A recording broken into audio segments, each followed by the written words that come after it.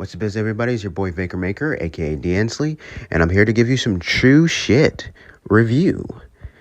This week marked the third anniversary of the Birds of Prey film.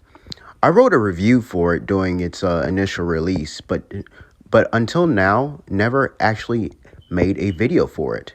So I figured I might as well, and especially since Valentine's Day is around the corner, and the movie literally starts off with Harley getting dumped by the Joker and trying to make it out on her own. Now's the best time to do it.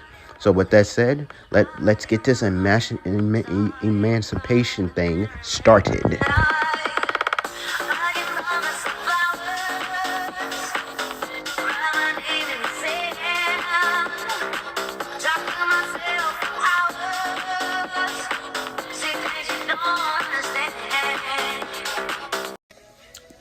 It's been 7 years since the first live-action Suicide Squad movie came out in theaters, and I gave it a positive review.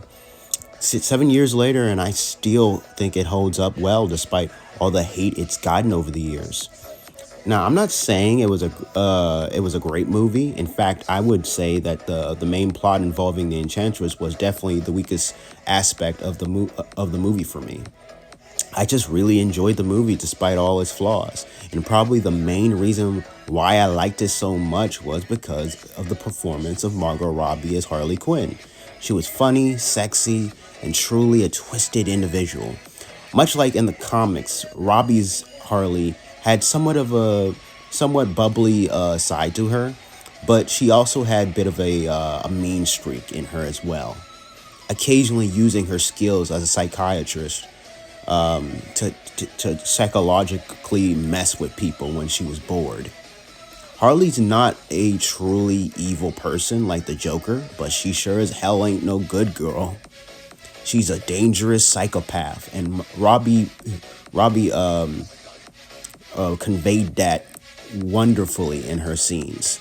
So of course, I was totally gamed for her to reprise her role in a spin-off film. However, I'll be honest with you guys.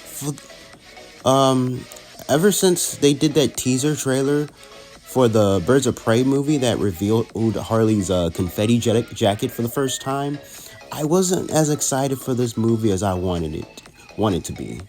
Even when they released the first official trailer, I wasn't too stoked for it. I didn't really like the whole concept of Harley starring in a Birds of Prey movie, because for one, she was never even a member of the group in the comics. 2, she's still a criminal. And 3, I'd rather had her next film appearance after Suicide Squad be Gotham City Sirens, which would have starred her, Poison Ivy, and Catwoman, 2 other well-known criminals, and together they are an established trio in the comics. The movie was in development but got scrapped for reasons. A part of me just felt like Warner Brothers desperately wanted to milk Margot Robbie's popularity as Harley Quinn and just have her in any movie and not care which one it is, whether it makes sense or not. However, it turns out that it was actually Robbie who pitched this idea in the first place, and she's the one who produced the movie. So when the first official trailer came out, I enjoyed it in the sense of being a Harley Quinn trailer, but I felt it failed at being a trailer for the Birds of Prey. It had me worried that the movie itself was gonna be the same way, and felt like that they might as well had given Harley her own solo film and have the Birds of Prey have their own movie without Harley. The last trailer that was released definitely feels more balanced than the first trailer in terms of it not feeling like just the Harley Quinn show. I mean, clearly Harley's still the main character, but at least compared to the last trailer, it does a better job at least making it feel like it's gonna try to be a team up movie. Margot Robbie is easily the highlight of all these trailers and promotions. She is the main thing what makes these as enjoyable as they are. I was worried that her performance would be the only good thing to come from this movie. In fact, I was about 50 or 60% sure that this movie was gonna suck. However, with all the early positive reviews for this movie, this movie was getting, it had me a bit more optimistic and a little excited to go see this movie, which I did, and I saw it in IMAX. I gotta tell you, I gotta tell you guys how happy I am to be wrong about this movie. No, I wouldn't say it's a great movie, and it does still feel like Harley's movie for at least the first good portion of it. But it does balance it out to be at least feel sort of like a team up movie. The movie does give off a Deadpool vibe in the sense that Harley is pretty much narrating throughout the whole film, and occasionally breaks the fourth wall, and she has had a habit of telling things out of order. But you got to remember that this is a crazy person trying to tell things from her perspective, so it makes sense for her storytelling to not be the best. And honestly, it really doesn't really bother me considering who's telling the story. Each of the other characters, like Black Canary, Renee Montoya, and especially the Huntress, were represented very well. Sure, they didn't get as much character development as I wanted, but they both, but hey, both the story and each of their actresses did a good job at least making me like and care about these characters. They didn't feel like side pieces that were just there to make Harley look good. They each had their own stories and purpose, and they got to kick a lot of ass. So I gotta applaud the movie for that. Among them, I felt Mary Elizabeth Winstead as the Huntress was the standout character, and it's really a damn shame she didn't get more scenes that she did. But whenever she did show up, she was a badass, surprisingly hilarious, and had a soft side. The action in this movie was awesome, especially the scene where Harley breaks in the police station. It's hands down gotta be one of my favorite action sequences in the DCEU films. I know there are some people not happy with this being rated R, but damn, these action sequences wouldn't have been as brutal as they were if we had stuck with a family friendly rating. The rated R, the R rating to me was certainly justified, and it really enriched the action as well as the dark and disturbing moments. And speaking of dark and disturbing, let's talk about Black Mask, who was played by Ewan McGregor. This guy really surprised me with how well his performance was. Granted, I always liked him as Obi-Wan Kenobi from the Star Wars prequels, but this is an entirely different character, and he totally sold the eccentric yet deranged crime lord very well. There were a few moments where even I felt a little uncomfortable with this character. I didn't like what they did to his character at the end, but I still really enjoyed this version of Black Mask. Chris Messina was really good at playing the creepy serial killer Victor Vaz as well. At first, I didn't really care much for Cassandra Cain as a character, but I did like the back and forth moments she had with Harley. Lastly, Robbie's Harley. Does it really need to be said?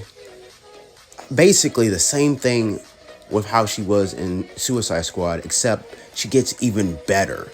This movie allowed her to really flesh her character out and remind us why she was picked for the role in the first place. If you're still not sold on her being Harley Quinn at this point, then I really don't know what to tell you.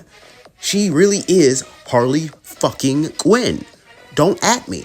Sorry, not sorry. So yeah, she was the the best damn thing about this movie. But she wasn't the only good thing, which really pleases me. This movie turned out a lot better than I thought it would. It didn't just rely on Harley, but everyone else played a part in making this movie good, in my opinion. Now, I would say I was looking. Now, I would say after this movie came out, after watching it, I was looking forward to a sequel, a Birds of Prey sequel, and honestly, I wouldn't have mind if they had chosen to leave Harley out of it. I would have really liked to see more of these characters and what type of development each of them would have had in the future. While yes, this was still Harley's movie, but it still also served as a decent origin story for the members of the Birds of Prey. So this movie gets a thumbs up from me, and I'm giving it an 8 out of 10. If you're a fan of if you're a Harley fan, or specifically a fan of Margot Robbie's interpretation of the character, then I strongly recommend giving this movie a watch. As for the fans of the Birds of Prey comics, I'd say give it a chance if you're totally open to changes, because not everything about your favorite characters are gonna match up with to what we got in the movie. But you can say that about pretty much every live action movie you see that's based on a comic book. I can't guarantee that you'll like all the changes, but I think for the most part, I think this movie did a decent job at representing each of the Birds of Prey members and making them look good. Can't really say the same thing about their outfits, unfortunately. If they, one thing I remember thinking once watching this movie, I was like, if they ever get a sequel, I hope they get better looking costumes. If there is a sequel, that is. But we'll get more into that in a little bit. Now I think it's time to go over some fun facts involving this movie. So starting off with let's just start off with the development. So in May 2016, ahead of the release of the Suicide Squad, Warner Brothers Pictures announced a spin-off film focusing on Harley Quinn and several other female DC comics heroes and villains, such as Batgirl and the Birds of Prey. Margot Robbie was attached to reprise her role as Harley Quinn and would also serve as producer. Robbie had pitched the film to Warner Brothers in 2015 as a quote R-rated girl gang film, including Harley, because I was like, Harley needs friends. Harley loves interacting with people, so don't ever make her do a standalone film, end quote. Robbie felt it was important for the film to have a female director. This film was directed by Kathy Yan, making her the first female Asian director to direct a superhero film. Yan pitched for the job as wanting to smash the patriarchy. Robbie was confirmed to be producing the film under her Lucky Chap Entertainment banner as part of a first look deal with the studio. The script was written by British screenwriter Christina Hodgson, who's known for her work in the 2018 live-action Transformers spinoff film Bumblebee. While Warner Brothers and DC Films had various other Harley Quinn orientated films in development, Birds of Prey was the only one whose development Robbie was directly involved. Robbie spent 3 years working on Birds of Prey and continued to present it to Warner Brothers until the studio felt the project was at the point it could be made. The Penguin was intended to appear in the script at one point, but was dropped to preserve his appearance in The Batman. Barbara Gordon / Batgirl, a founding member of the team in the comics, was removed from the Birds of Prey movie due to her planned standalone film, which Christina Hodgson also wrote. In various interviews, Margot Robbie and her co-stars have revealed plenty of things about making the Birds of Prey movie, like the fact that her transformation took approximately 2.5 hours. Oh God, I'm gonna butcher her name, but here it is. Junie Smollett Bell, the person who played Black Canary, said that she took home Harley's bat prop and asked for a woman of color to be her hairstylist for the Birds of Prey film. The hyena in the Birds of Prey movie is actually played by a large dog that was CGI'd to look like a hyena. Despite all the praise I've given to this movie, it doesn't change the fact that the spinoff to Suicide Squad barely made a dent in the box office due to many marketing issues involving the film. And as a result, shortly after the film's theatrical release, Warner Brothers quickly changed the name of the movie to Harley Quinn Birds of Prey. Birds of Prey's opening weekend wasn't the success that Warner Brothers had planned for a movie about a popular DC character being portrayed by Margot Robbie. The film only generated 33 million domestically, coming up short against investors' 50 to 55 million projection. It only grossed 205.3 million worldwide, falling short of its widely reported break-even point of 250 through 300 million dollars. The low box office return came as a surprise to the industry insiders, who noted that Birds of Prey at the time of its release was one of the best reviewed DC movies in recent years, earning high scores on Rotten Tomatoes. So what went wrong? One industry executive with knowledge of the matter referred to the rollout as a disaster. Like a domino effect, a few things went wrong at once. Bad marketing, bad trailers, and bad title decisions. I personally did not like the original title, felt it was a mouthful and an unnecessary one to boot. I sort of get why Margot Robbie, who is also the film's producer, chose to add the fantabulous emancipation of one Harley Quinn part to the title, since Harley is the film's narrator, and it does seem like something Harley would do when naming a movie. But I still feel like Harley Quinn and the Birds of Prey would have been a more fitting name. It's short, sweet, and accurate, straight to the point. While I did say earlier in the review that the movie does a decent job at introducing the members of the Birds of Prey and sort of served as an origin story for the group, it's still a Harley Quinn movie at its core, and as she is the focal point of it. So while I don't mind the title change, in fact, I definitely prefer it over the original. It's a title we should have gotten in the first place. It did feel like it was odd for them to just change it only after it had already been out in theaters. As I mentioned before, this movie didn't do so well in the box office, and I just listed out multiple reasons why it could be the case.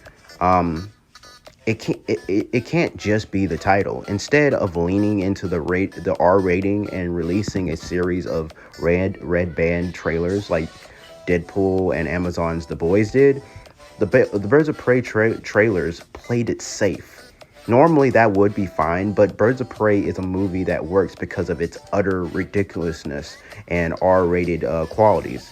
To not show off that side of the film in the trailers and marketing leading up to its release is seen as a failure by many in the industry. Also, the fact that this film being R-rated could also have played a part in this as well.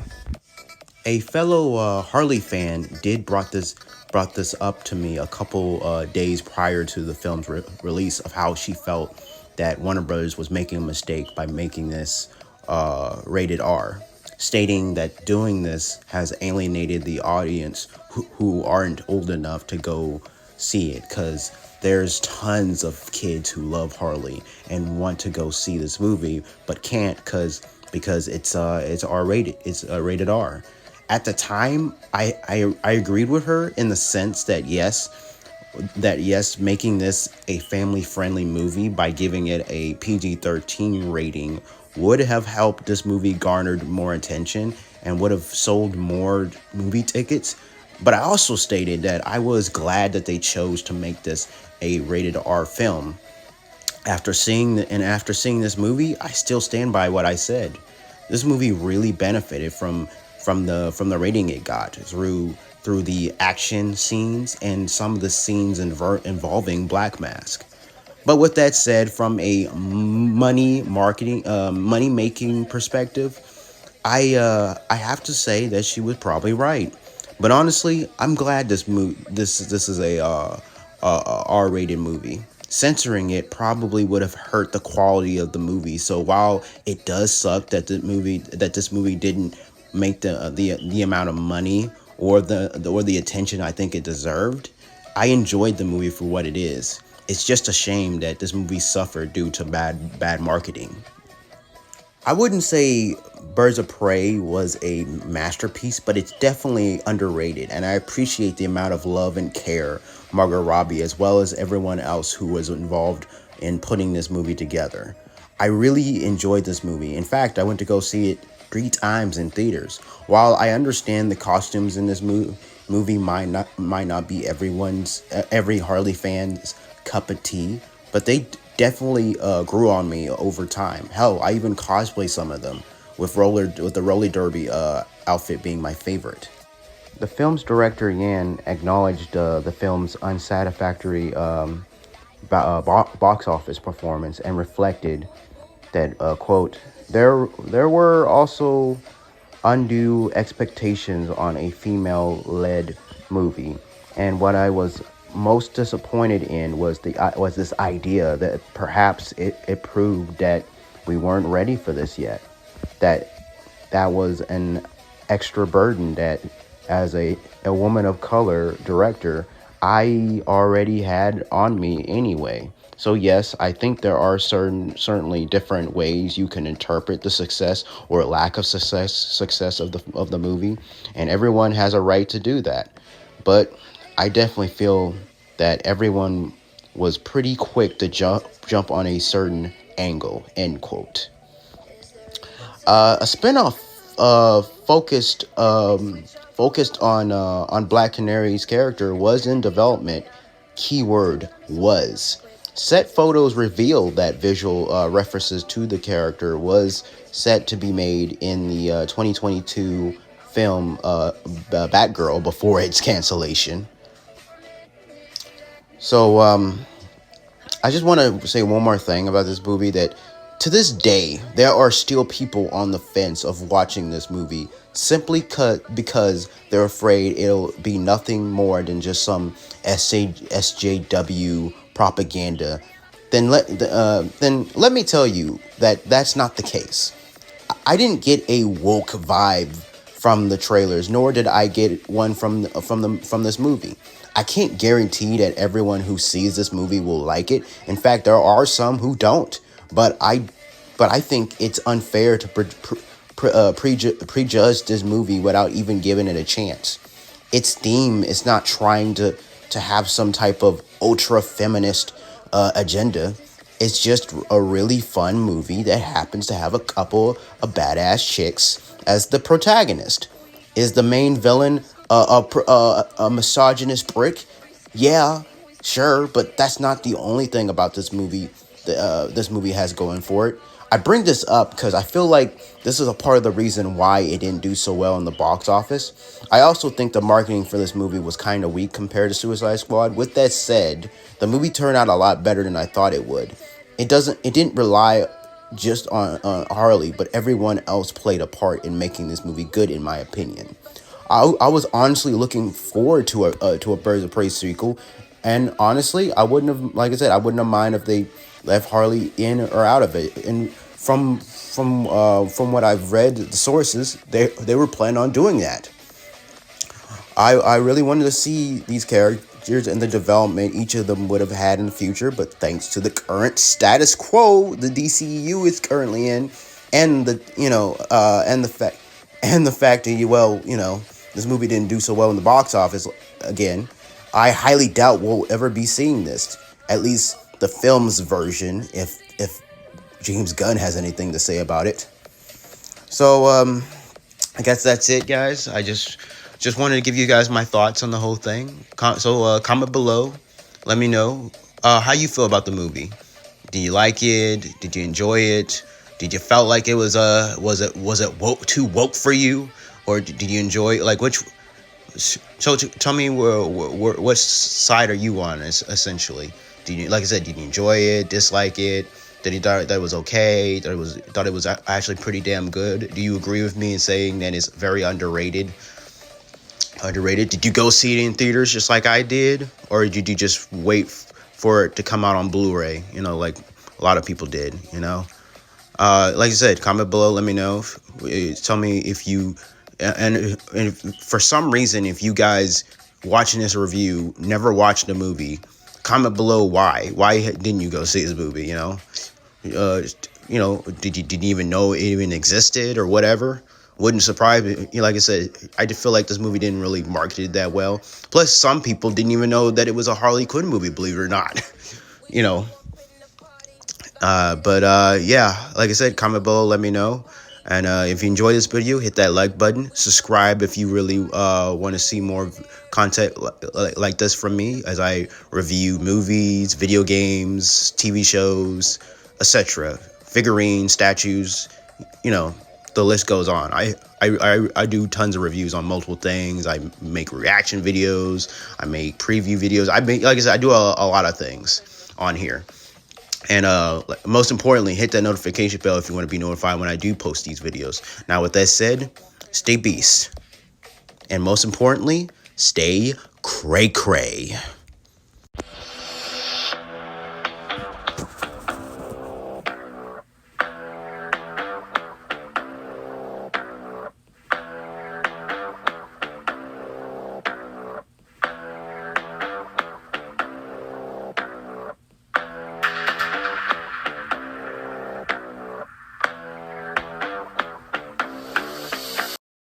What? You are so cool. I'm gonna fight 'em all. A 7 Nation